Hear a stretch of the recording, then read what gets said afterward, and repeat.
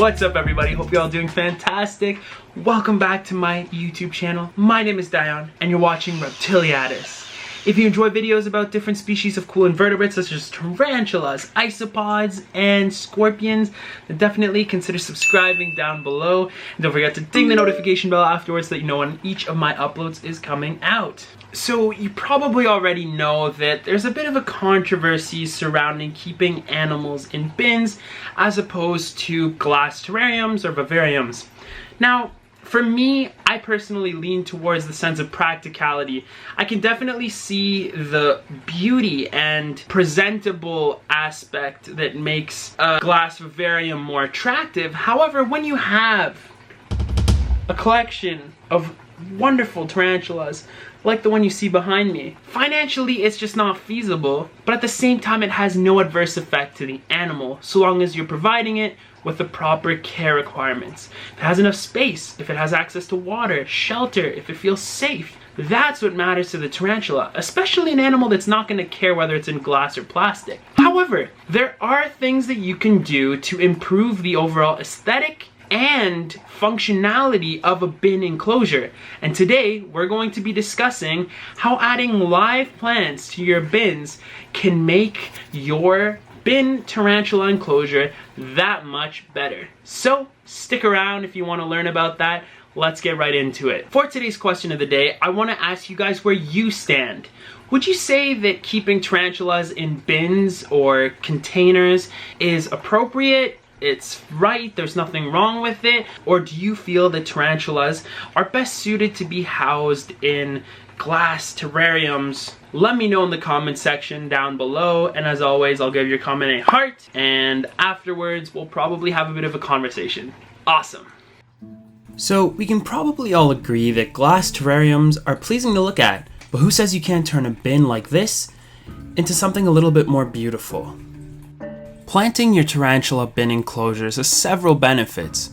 Firstly, it's aesthetically pleasing. It's hard to deny that putting a plant in an enclosure makes it look better. It's natural and it looks nice. But did you know that the addition of plants to the bin enclosure also benefits your pet tarantula? Here's how. Tarantulas breathe using two sets of organs called book lungs. These four book-like structures are contained within solid pockets on the underside of the tarantula's body. They allow for the diffusion of oxygen between leaf-like structures that make up the book lungs, called lamellae.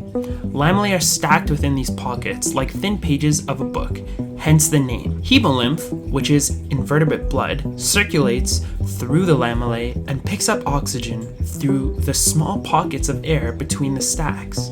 So now that you know how tarantulas breathe, how does this apply to placing live plants in their enclosure? Well, respiration results in water loss, especially for animals with book lungs. That's why it's so important for spiders to have the right amount of humidity and airflow for each species. Even desert species retreat into deep moistened burrows to escape from dryness and heat.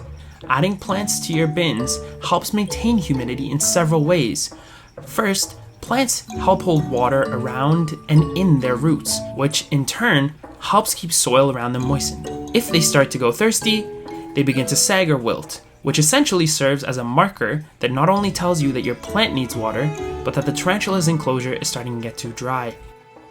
I usually like to keep one side of the bin drier and keep my plant side moistened. That way the animal has gradients to choose from. So now what I'm going to do is show you how easy it is to set up a tarantula enclosure bin with live plants from scratch.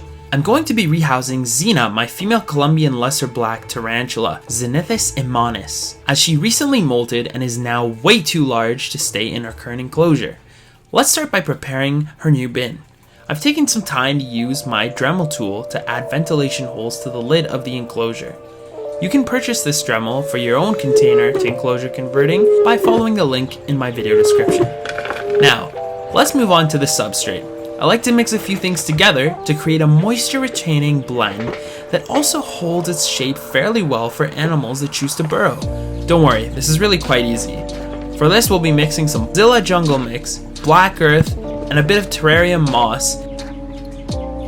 Then all we're gonna do is blend those ingredients until we get the desired consistency we want.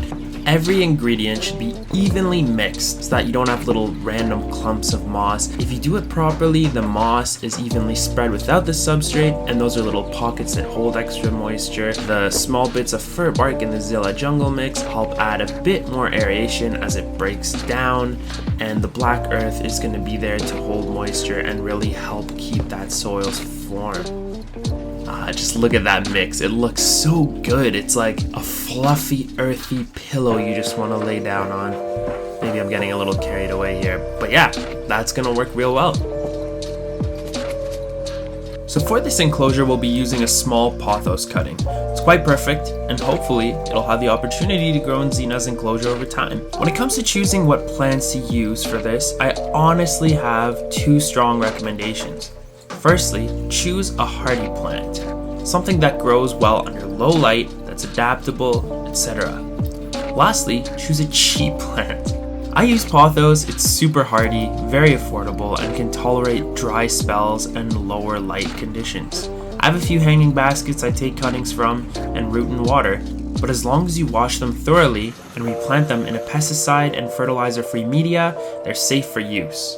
Remember this, tarantulas are home interior designers and they love to redecorate, meaning that there's a chance you'll find that plant uprooted later or even damaged from some chewing, which I find to be a really interesting behavior.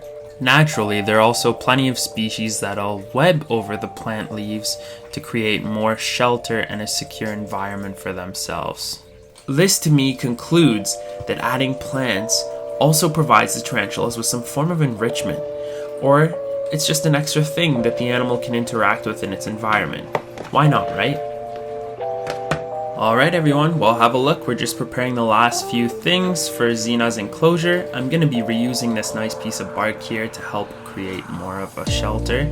So we'll get that pressed in and put a bit of this substrate over it on the sides and at the top as well in a sec here. There we go. And that'll just make it feel more secure for the animal. I think it turned out pretty good. You give it a bit of time and that pothos will grow a little more. We're gonna move the water dish further. There's more open space around the entrance of the hide. And now we're just gonna go ahead and fill her water dish with some clean water. Now let's go ahead and gently coax her into her new enclosure. I've given her a super worm to distract her a little bit, so hopefully she doesn't do too much hair kicking. I've started trying to do this with a few animals, and I find that giving them a prey item, so long as they don't let it go, really helps with any type of rehousing, because they're pretty distracted and generally don't bolt when they're holding prey. Voila! That was pretty easy to set up, and I'm sure the tarantula is going to love that new home. Awesome. Well guys, there you have it. I really hope you enjoyed watching this video. It only takes that small little effort to make a bin enclosure that much more aesthetically pleasing, but also increase the functionality in maintaining that relative humidity you want for most species, as well as creating a bit of enrichment for the beautiful tarantula that you call your pet. So I hope you learned a little something today. It's such a simple thing to do, and I'd be happy to see what plants you incorporated into your animals' enclosures. You can follow me on my other social media pages here. Send me a message on Instagram. Show me a photo of your new spider's enclosure with the plants in it, and I'll be sure to share it on my story, or maybe I'll even take a bunch of the photos and post it in a future tarantula related video. Awesome guys. Well, once again, thank you so much for watching. If you like this video, please don't forget to give it a thumbs up, share it with your friends. Maybe we can kind of perpetuate this idea of keeping live plants in our bins with our tarantulas. I think that would be really cool. But yeah, anyways, I look forward to seeing you guys in another video again soon. So take care and have an awesome rest of your week. Bye guys.